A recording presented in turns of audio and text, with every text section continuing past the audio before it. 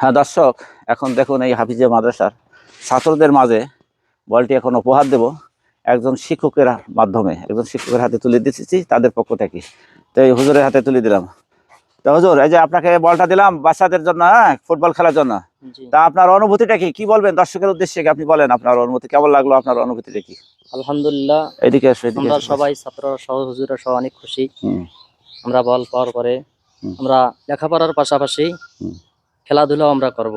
হুম ইসলাম খেলাধুলাকে নাজায়েজ বলেন নাই। হুম আমরা এই জন্য লেখাপড়ার পাশাপাশি খেলাধুলা করব।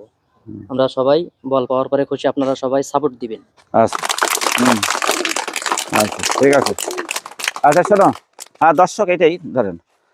হ্যাঁ দর্শক, আসলে এটাই, আসলে লেখাপড়ার পাশাপাশি খেলাধুলা বিনোদনেরও দরকার আছে, না হলে শরীর স্বাস্থ্য ভালো থাকবে না, লেখাপড়া মনোযোগী হবে না। এই জন্য আমি আসলে বাচ্চাদের মাঝে একটু যশ সামান্য উপহার দিলাম। আসলে এই বলটি শুধু খেলার জন্য নয়, এইটি একটি আনন্দের প্রতীক হয়েও থাকবে তাদের মাঝে, স্মৃতি হয়ে থাকবে।